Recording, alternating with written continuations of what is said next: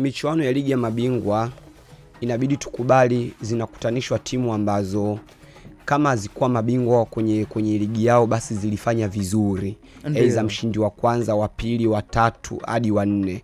Mara nyingi wa tatu na wa nne ni kwenye michuano ya shirikisho, wa kwanza na wa pili kwenye baadhi ya mataifa wanakuwa kwenye ligi ya mabingwa na kwenye baadhi ya mataifa. Kuna mataifa ambayo yanatoa timu 2, kuna mataifa ambayo yanatoa timu 4.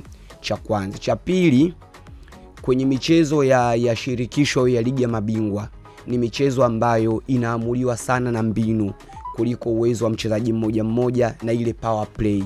Kule ni mbinu zaidi ndio zinaenda kuamua mechi. Kwa hiyo ukiona mpinzani wako anakuja kwa mbinu nzuri au kwa mbinu ngumu, automatically mechi kwako lazima ikae ngumu.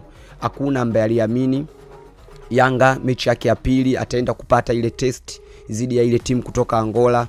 Hakuna aliyeamini Simba na Gaborone United. Kila mtu alijua mechi itaisha, lakini unaona ugumu ambao amekuja kuupata Simba. Kwa hiyo mimi binafsi na uheshimu sana mpira wa miguu. Kwenye hizi mechi za ligi ya mabingwa mnakutana timu ambazo mlikuwa mabingwa au mlifanya vizuri kwenye msimu ambao uliopita.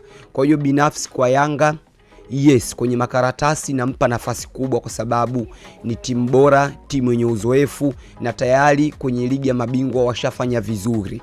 Washafika kwenye hatua ya makundi. Kwa hiyo kwenye makaratasi ni mechi nyepesi sana, lakini kwenye zile dakika 180 mechi inakuwa ngumu kwa sababu kwenye hizi hatua za mtoano walimu wengi wanapiga mahesabu ya kwenda kumtoa mtu, sio kumfunga mtu.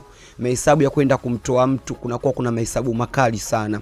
Mwalimu anawafundisha wachezaji wake kwenda kucheza kwenye midundo yote, midundo ya taratibu, midundo ya spidi, na kuna muda mwalimu anaanza kuwafundisha wachezaji wake kucheza kwa maarifa makubwa. Kwa hiyo binafsi kama Yanga asipojipanga vizuri kwenye hizi mechi za ligi ya mabingwa atakuja kushangaa, na sio mara kwanza miujiza hiyo kutokea. Simba ishamtokea kwa wale Jwaneng Galaxy.